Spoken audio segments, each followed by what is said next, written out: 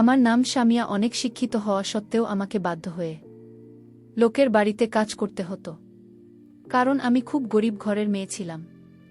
আমার বাড়ির মালিকের দেখাশোনা করাই ছিল আমার আসল কাজ, কারণ আমার বাড়ির মালিক ভীষণ অসুস্থ মানুষ ছিলেন। আমি ২৪ ঘন্টা মালিকের বাড়িতে থাকতাম। তারপর প্রত্যেক দিন রাত হতেই আমার বাড়ির মালকিন আমাকে গুরুজির কাছে নিয়ে যেতেন। তারপর গুরুজির কাছে যাওয়া মাত্রই আমি শুয়ে পড়তাম। তারপর সকালবেলা যখন আমার ঘুম ভাঙে তখন আমার জামাকাপড় ও চুল এলোমেলো হয়ে থাক। এমনকি জানি না কেন আমার হাঁটাচলা করতেও একটু অসুবিধা হতো। জানি না সারা রাত ধরে গুরুজি আমার সঙ্গে এমন কি করতেন যে সকালবেলা আমার জামাকাপড় ও চুল এলোমেলো হয়ে থাকত। তারপর সেদিন আমি যখন গুরুজির ঘরের ভিতরে ঢুকে গুরুজির সত্যিটা জানার জন্য শুয়ে থাকার নাটক করেছিলাম, তারপর নিজের চোখে গুরুজির সত্যিটা দেখার পরে আমার যেন দম বন্ধ হয়ে আসছিল। আসলে আমি গরিব ঘরের মেয়ে হলেও ভীষণ সুন্দরী ও শিক্ষিত ছিলাম, কিন্তু তা সত্ত্বেও আমার কপালে সরকারি চাকরি জোটেনি। তাই আমি বাধ্য হয়ে শহরে এসেছিলাম। আমার এক বান্ধবীর কাছে ভেবেছিলাম এতগুলো ডিগ্রি অর্জন করার পরেও যদি কোনো কাজে নিযুক্ত হতে না পারি তাহলে তো এত দিনের পড়াশোনা ব্যর্থ হবে, তাই বাধ্য হয়ে গ্রাম থেকে শহরে এসেছিলাম। শহরে আসার পরে আমার একটা বাড়িতে চাকরিও লেগেছিল এবং তারা বিশাল ধনী ছিল। সেদিন প্রথম আমি যখন আমার বান্ধবীকে সঙ্গে করে মালকিনের বাড়িতে যাই, তখন বাড়ির ভিতরে ঢোকামাত্রই তো আমার চোখ দুইটা বড় হয়ে যায়, কারণ বাড়ির বাইরেটা যতটা সুন্দর ছিল, বাড়ির ভেতরটা তার চাইতে অনেক বেশি সুন্দর ছিল এবং বাড়িতে ঢোকা মাত্রই মনে হচ্ছিল যেন আমি কোনো রাজপ্রাসাদে ঢুকে পড়েছি। তারপর বাড়িতে ঢোকা মাত্র আমি যখন পুরো বাড়িটা ঘুরে ঘুরে দেখছিলাম তখন ওই সময়ে বাড়ির একটা কাজের লোক আমাকে এসে বলল, আপনি কি সানিয়া ম্যাডাম? আমি তখন একা যে লোকটাকে মাথা নাড়িয়ে হ্যাঁ বলেছিলাম। তারপর ওর কাজের লোকটা আমাকে একটা জায়গায় বসতে বলেছিলেন এবং মালিকের জন্য অপেক্ষা করতে বলেছিল। তারপর কিছুক্ষণ বসে থাকার পরে যখন মালকিন আমার সামনে এলেন, তখন উনাকে দেখে তো আমি প্রথমে একটু ঘাবড়ে গিয়েছিলাম। তারপর উনি আমাকে বললেন, স্বামী, আর তুমি যদি আমার বাড়িতে কাজ করতে চাও তাহলে তোমাকে কিন্তু ২৪ ঘন্টা আমার বাড়িতে থাকতে হবে এবং তোমাকে ৩০,০০০ টাকা করে মাইনে দেব। ৩০,০০০ টাকা মাইনে শুনে তো আমি কাজ করতে রাজি হয়েছিলাম, তাও আবার এটা জেনেই যে আমাকে সেখানে কি কাজ করতে হবে। আসলে আমি এটা জানতাম না যে মালকিন আমাকে কি কাজের জন্য নিজের বাড়িতে ডেকেছিলেন। তারপর আমি যখন কাজের কথা জিজ্ঞেস করলাম তখন উনি আমাকে বললেন, কাজ করার আগে নাকি তাদের বাড়ির জিনিস গুরুজি আছেন, উনি আমাকে দেখবেন, তারপরে উনি যদি আমাকে পছন্দ করেন তাহলে নাকি আমি বাড়িতে কাজ করতে পারব। বলে আমি তো এই বাড়িতে কাজ করার জন্য রাজি হয়ে গিয়েছিলাম, কারণ মালিক বলেছিলেন মালিক নাকি অসুস্থ আছেন এবং সারাদিন উনার দেখাশোনা করার দায়িত্ব হচ্ছে আমার কাজ। তারপর মালকিনের কথা অনুযায়ী আমি যখন গুরুজির জন্য অপেক্ষা করছিলাম তখন দেখলাম একটা লম্বা চওড়া মানুষ যিনি ধুতি পরেছিলেন এবং উনার গায়ে একটা সাদা রঙের চাদর ছিল। তারপর উনি যখন আমার সামনে আসেন তখন মার্কিন আমার হাত ধরে গুরুজির কাছে নিয়ে এসে বললেন, গুরুজি, এই মেয়েটা হচ্ছে শামিয়া এবং স্বামী অনেক শিক্ষিত, যার জন্য আমি এই মেয়েটাকে আমার স্বামীর দেখাশোনার জন্য পছন্দ করেছি। এবার আপনি দেখে বলেন যে স্বামী আমাদের বাড়িতে রাখা ঠিক হবে কিনা। এ সময় জানি না কেন ওই গুরুজিকে দেখার পরে আমার মনে একটা অন্যরকম অনুভূতি এসেছিল। আমি তো এটাই বিশ্বাস করতে পারছিলাম না যে এত বড়লোক হওয়া সত্ত্বেও তারা কিভাবে কুসংস্কার ও অন্ধবিশ্বাসে বিশ্বাসী ছিল। তারপর মালকিনের কথা অনুযায়ী আমি যখন গুরুজির সামনে গিয়ে দাঁড়ালাম তখন উনি আমাকে বললেন, এই যে মেয়ে, তোমার হাতটা সামনে ধরো। গুরুজির কথা শুনে আমি যখন ভয়ে ভয়ে নিজের হাতটা সামনে ধরলাম তখন উনি নিজের দুই হাত দিয়ে আমার ডান ধরে নিজের দুই চোখ বন্ধ করে বিড়বিড় করে কিছু একটা বলতে লাগলেন। আরে তারপর চোখ খুলে আমার মাথায় হাত রেখে মালকিনের দিকে তাকিয়ে বললেন, স্বামীকেই বাড়িতে রাখলে খুব ভালো হবে, কারণ এই মেয়েটা এই বাড়ির জন্য খুব লক্ষণ। তারপর গুরুজির কথা শুনে তো মালকিন অনেক খুশি হয়ে মালিকের সঙ্গে দেখা করানোর জন্য আমাকে উপরের ঘরে নিয়ে গিয়েছিলেন।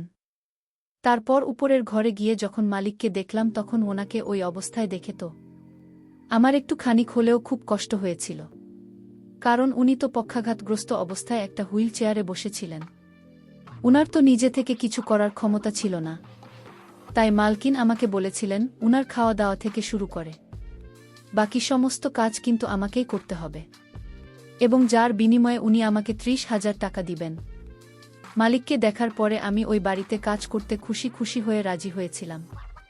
কিন্তু ওই বাড়িতে প্রথম দিন রাতেই কিন্তু আমার সঙ্গে কিছু ঘটনা ঘটেছিল। আসলে আমি যখন মালকিনের কাছে মালিকের রকম অবস্থার কারণ জানতে চেয়েছিলাম, তখন মালকিন বলেছিলেন যে গত 7 মাস আগেই নাকি ওনার 27 বছরের তরুণ ছেলে অ্যাক্সিডেন্টে মারা গেছে এবং তার শোকে নাকি মালিকপক্ষ গ্রস্ত হয়ে গেছেন। ওটা শুনে তো আমারও ভীষণ খারাপ লেগেছিল। আমার যেহেতু ওই ঘরের 24 ঘন্টার কাজ ছিল, তাই মালকিন আমাকে মালিকের পাশের ঘরে থাকতে দিয়েছিলেন।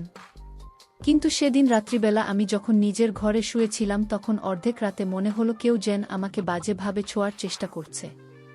তারপর আমি যখন ঘাবড়ে গিয়ে ঘরের লাইটটা অন করি, তখন দেখলাম ঘরের ভেতরে তো কেউ ছিল না। আমি তখন ভয় পেয়ে ঘর থেকে বাইরে বেরোতে আমার গুরুজির সঙ্গে অনেক জোরে ধাক্কা লাগে।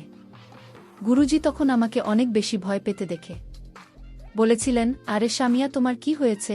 এত রাতে তুমি এত বড় বাড়িতে একাই ঘুরে বেড়াচ্ছে কেন? আমি তখন ঘাবড়ে গিয়ে গুরুজিকে বলেছিলাম যে আমি যখন শুয়েছিলাম তখন মনে হলো কেউ যেন আমার রুমে এসেছিল। গুরুজি তখন আমার মাথায় হাত বুলিয়ে বললেন, এ ব্যাপারে তোমার সঙ্গে কাল কথা হবে, তুমি ভয় পেও না, আমি তোমার সঙ্গে থাকবে বলে উনি আমাকে ঘরে নিয়ে আসলেন। তারপর আমি চুপচাপ নিজের বিছানায় শুয়ে পড়েছিলাম এবং গুরুজি জানালার পাশে চেয়ারে বসে নিজের মালা দিয়ে মন্ত্র যোগ করেছিলেন। তারপর আমি কখন যে শুয়ে পড়েছিলাম, আমার আর কিছুই মনে ছিল না। আমার ধারণা অনুযায়ী গুরুজির বয়স কাছাকাছি 7 বছর হবে। এদিকে আমার মালকিন কিন্তু প্রত্যেকটা ব্যাপারে গুরুজনের সঙ্গে আলোচনা করতেন এবং গুরু যে যা আদেশ দিতেন আমার মালকিন কিন্তু সেটাই করতেন। ওদিকে আমি খুব সৎভাবে নিজের কাজ করছিলাম।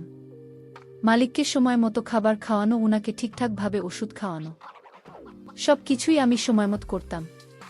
ভেবেছিলাম মাসে 30,000 টাকা করে পেলে আমার সংসারের সব অভাব দূর হবে এবং আমার মায়ের একটা ভালো জায়গায় চিকিৎসাও করাতে পারব। আসলে আমার মা খুব অসুস্থ ছিল এবং গ্রামে আমার দাদা ও বৌদি মায়ের খেয়াল রাখত। এদিকে আমি ভেবেছিলাম শহরে কাজকর্ম করে যে টাকা পাব, সেই টাকাগুলো আমার মাকে পাঠিয়ে দেব। কিন্তু এই বাড়িতে আসার পরে আমার সঙ্গে এত অন্যায় হবে, আমি সেটা কোনোদিন স্বপ্নেও ভাবতে পারিনি। সারাদিন তো আমার সঙ্গে সেরকম কিছু হতো না, কিন্তু রাত হতেই আমি যখন নিজের ঘরে গিয়ে বিছানায় শুয়ে পড়তাম, তখন মনে হতো কেউ যেন আমার রুমে আসছে এবং আমার বিছানায়। শুধু তাই নয়, আমি যখন বাথরুমে স্নান করতাম তখনও মনে হতো বাইরে থেকে কেউ যেন দাঁড়িয়ে রয়েছে দেখার জন্য। কিন্তু ওই বাড়িতে তো গুরুজি, মালকিন এবং মালকিনের একটা তরুণী মেয়ে এবং মালকিনের সেই কাজের লোক গোপাল কাকা ছাড়া তো আর কেউ ওই বাড়িতে রাতের বেলাতে থাকত না। তাহলে আমার কেন সবসময় এটাই মনে হতো যে কেউ যেন আমার সঙ্গে খারাপ কিছু করতে চাইছে? আসলে মালকিনের বাড়িতে আরও যে 4-5টা কাজের লোক ছিল, তারা কিন্তু সারাদিন কাজকর্ম করে দুপুরের পরে নিজের বাড়িতে চলে যেত, তাই আমার কিন্তু তাদের উপরে কোনো সন্দেহ হয়নি। এদিকে গোপাল ও কাকা তো সব সময় রান্নাঘরে ব্যস্ত থাকত, তাহলে কি আমার পিছু করত? এদিকে আমি তো স্বপ্নেও ভাবতে পারিনি যে আমি যাকে কোনোদিন সন্দেহ করিনি সেই লোকটাই তো আমাকে অন্য নজরে দেখত।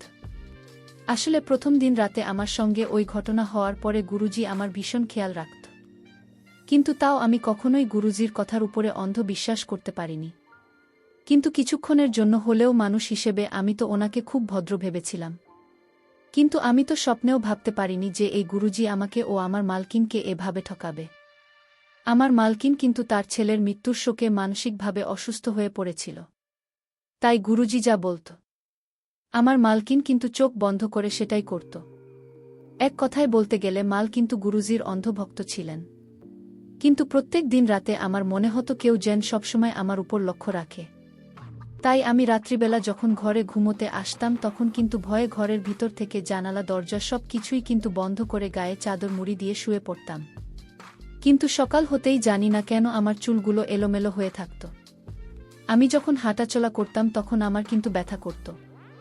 আমি তো এটা বুঝতে পারতাম না যে প্রত্যেক দিন রাতে আমি সুস্থ হয়ে শুয়ে পড়তাম, কিন্তু সকাল হতে কেন আমার শরীর খুব দুর্বল মনে হতো এবং বাধ্য হয়েই কথাটা আমি মালকিনের সঙ্গে আলোচনা করেছিলাম যে প্রত্যেক দিন রাতে আমার মনে হয় কেউ যেন আমাকে কিছু করার চেষ্টা করতেন।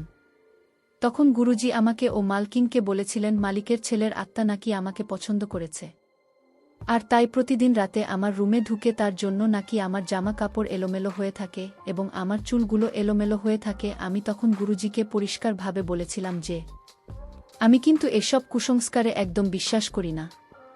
তখন গুরুজি মালকিনকে বলেছিলেন যে মালকিনে ছেলের আত্মার শান্তির জন্য নাকি আমাকে একাই গুরুজির সঙ্গে একটা ঘরের ভিতরে পুজো করতে হবে এবং এই পুজোতে নাকি আমাকে সব বিধি করতে হবে।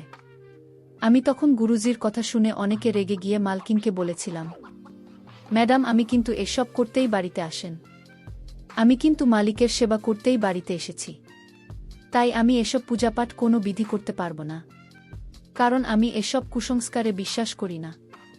আমার মালকিন তখন আমার কথা শুনে কেঁদে কেটে আমার হাত ধরে বলেছিল, দেখো স্বামী, আর শুধুমাত্র আমার ছেলের আত্মার শান্তির জন্য এবং একটা মায়ের মনে শান্তির জন্য তুমি গুরুজির কথা শোনো, আমি তোমার হাতে পায়ে ধরছি, তুমি এটার জন্য আমার কাছে যত টাকা চাইবেন আমি তোমাকে দিতে রাজি আছি। মালকিন কিন্তু এই বিধি করার জন্য আমার হাতে পায়ে ধরতে শুরু করেছিলেন। মালকিনের কাকুতি মিনতি দেখে আমি রাজি হয়েছিলাম, কিন্তু জানি না কেন আমার গুরুজির উপরে প্রথম থেকেই সন্দেহ হতে শুরু হয়েছিল, তাই আমি আগে থেকেই সতর্ক ছিলাম। তারপর সেদিন রাত্রিবেলা যখন গুরুজি আমাকে ওই অন্ধকার ঘরের ভিতরে নিয়ে আসে, তখন দেখি সেখানে পুজোর সামগ্রী আগে থেকেই রাখা ছিল, একটা অগ্নিকুণ্ড ছিল। তারপর গুরুজি আমাকে যখন অগ্নিকুণ্ডের সামনে বসে পূজা পাঠ শুরু করলেন, তখন কিছুক্ষণ পরেই কিন্তু আমাকে একটা মন্ত্র পাঠ করা জল পান করতে বললেন।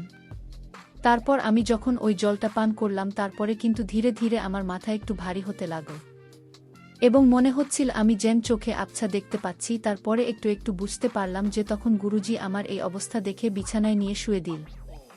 ওই সময় আমি সব কিছু আবছা দেখতে পাচ্ছিলাম, কিন্তু আমার মধ্যে এতটা ক্ষমতা ছিল না যে আমি বিছানা থেকে উঠে বাইরে যাই।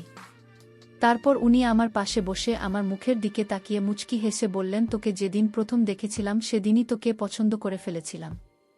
এই পুজো তো একটা বাহানা শুধুমাত্র তোকে কাছে পাওয়ার জন্য, কিন্তু কি করব আমরা যে নামে গুরুজি, তাই আমাদেরকে খুব সাবধানে কাজ করতে হয় যাতে আমাদের নামটা খারাপ না হয়।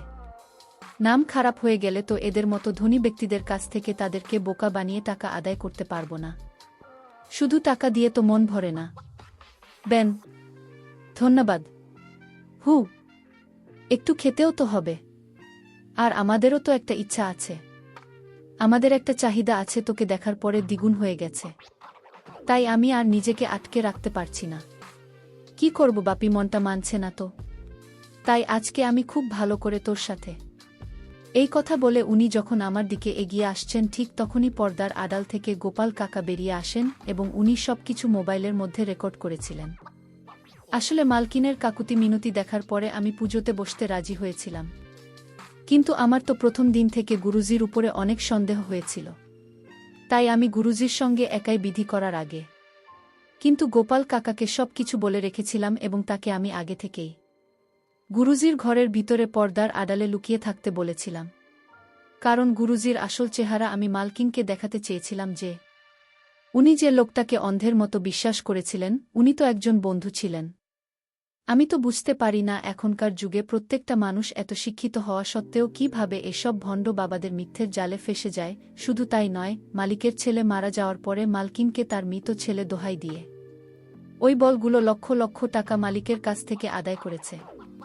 সেদিন ওই ভোট গুরু যখন নিজের মুখে সবকিছু স্বীকার করেছিল, তারপরে তার অজুহাত দেখানোর আর কোনো রাস্তা ছিল না। সেদিন ওই ভিডিওটি আমার মালকিনকে দেখেছিলাম এবং ভিডিওটি দেখার পরে মালকিনের গুরুজির উপর থেকে অন্ধভক্ত দূর হয়েছিল এবং উনি গুরুজিকে সেদিন ধাক্কা মেরে বাড়ি থেকে বের করে দিয়েছিলেন। প্রিয় বন্ধুরা, তোমাদের কাছে গল্পটি কেমন লাগলো তা অবশ্যই কমেন্ট করে জানাতে ভুলবেন না। আর এরকম নতুন নতুন গল্প পেতে আমার চ্যানেলটিকে সাবস্ক্রাইব করে পাশে থাক।